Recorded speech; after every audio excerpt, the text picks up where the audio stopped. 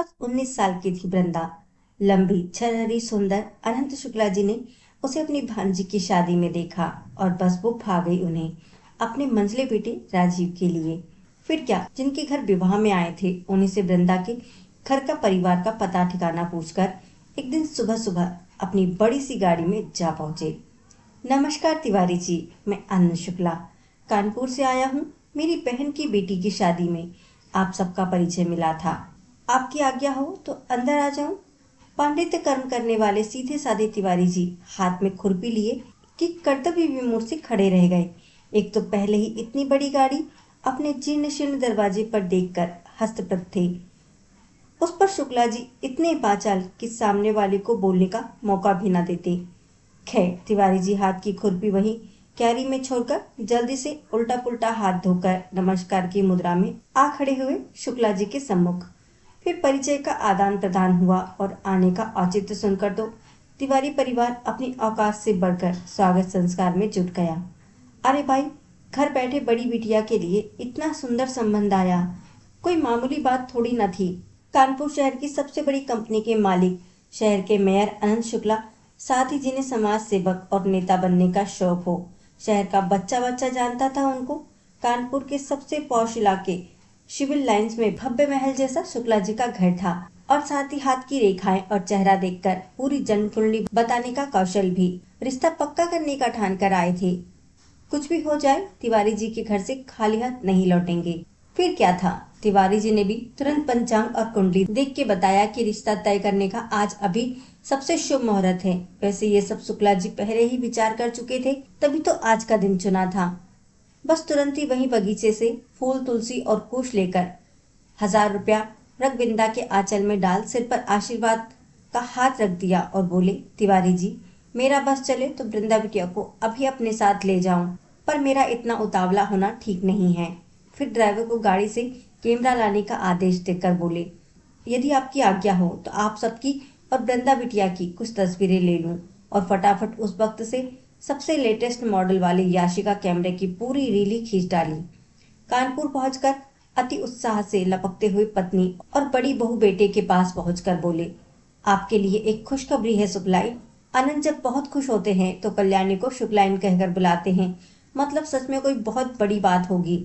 और शुक्ला जी अपनी ही रो में लगे बखान करने वृंदा का। इतनी सुंदर, इतनी सुशील, मेधावी, इतनी गुणी, आप देखोगी तो चकित रह जाएंगी। कितना तेज है उस बच्ची के मुख पर, आंखें ऐसी जैसे अभी बोल पड़ेगी। कल्याणी के लिए सच में एक बहुत बड़ी और चकित कर देने वाली खबर थी। बड़ी बहू रीना के चेहरे का तो रंग ही उड़ गया था। एक क्षण को कल्याणी बार बार बड़ी बहू का चेहरा देखे जा रही थी।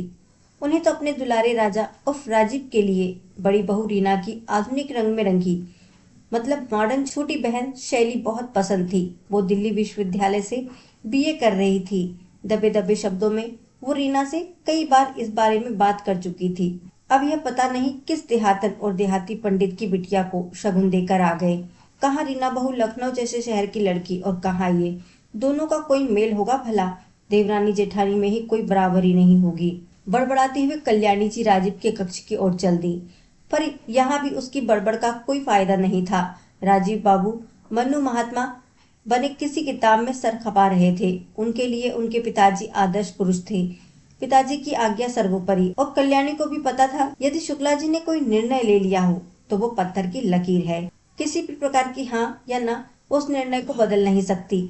घर का माहौल तो थोड़ा गड़बड़ सा था, दो पक्षों में बटा हुआ, जिसमें एक तरफ शुक्ला जी और दूसरी तरफ उनकी पत्नी और रीना। उनके दोनों आज्ञाकारी सपूत तो पिता के विरुद्ध मुहैया मोर्चा खोलने का कभी सोच भी नहीं सकते थे।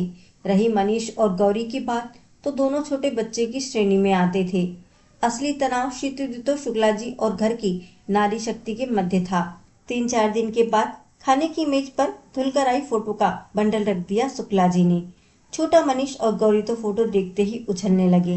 वाह पापा, क्या भाभी ढूंढ कर निकाली है आपने, कितनी सुंदर है ये। पापा, इसमें से एक फोटो मैं स्कूल ले जाऊंगी, सबको दिखाऊंगी कि मेरी होने वाली भाभी कितनी सुंदर है। गौरी चहकने लगी। उन दोनों की बकबक सुनकर शुक्लाइन ने भी एक फोटो उठा ली और मन ही मन में मुस्कुराई कि अरे वाह, ये तो सच में बड़ी प्यारी है।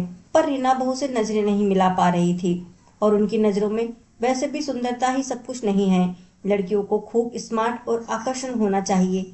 गांव देहात की लड़की पता नहीं पहनने ओढ़ने उठने बैठने का शुरूर भी होगा या बस शक्ल ही अच्छी है। मेरी महिला मंडली में कहीं मेरी नाक न कट जाए।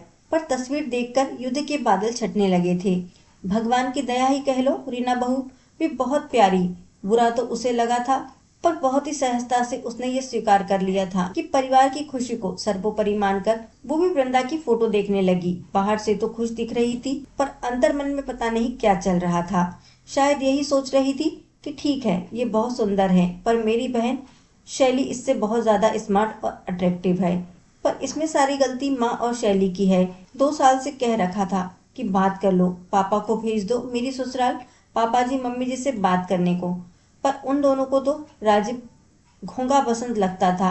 अब जाओ, एक हीरा हाथ से निकल गया, मुझे क्या।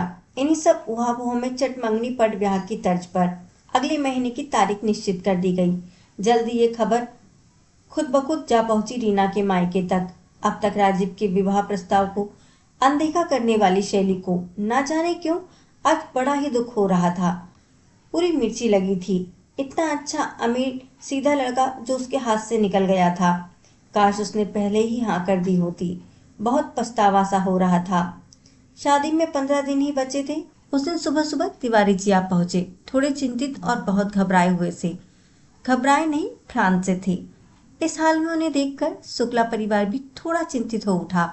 फिर उन्होंने कहा कि शुक्ला जी से अकेले में बात करनी है, और शुक्ला जी उन्हें ले गए अपनी स्टडी में। फिर दोनों के बीच क्या बात हुई किसी को पता नहीं। शुक्ला जी ने वृंदा के पिता को ना मालूम कौन सी पट्टी पढ़ाई थी कि आधे घंटे पहले जो उनके चेहरे से हवाइयां उड़ रही थी, एकदम बीमार से लग रहे थे। अब वो बिल्कुल निश्चित थे, स्वस्थ और संतुष्ट। जाते जाते गौरी ने तिवारी जी के हाथ में एक लिफाफा रख दिया और बोली, ये हमारी भाभी के लिए है, आप मत खोल लीजिएगा। मेरे भैया की फोटो और मेरी चिट्ठी है। और कोई दिन होता तो गौरी की इस वाचालता पर पापा से डांट खाने के आसार थे, पर आज शुक्ला जी को अपनी नटखट बिटिया पर बहुत प्यार आया, क्योंकि आज उसने उनके मन का काम बिना कहे जो कर दिया था। यही तो चाहते थे वो, पर कल्याणी और रीना से कुछ कहने की हिम्मत नहीं हो रही थी। और हो गई राजीपुर वृंदा की शादी सकुशल संपन्न, और आ गई घर में प्यारी बहू। बड़ी सुंदर जोड़ी, बिल्कुल सियाराम सी, भोली सरल और खूब हंसमुख सी वृंदा, और राजीव वृंदा के प्यार का, भोलेपन का, खूबसूरती का दीवाना। कुछ समय पहले का किताबी कीड़ा और अब बिल्कुल रोमियो बन चुका था।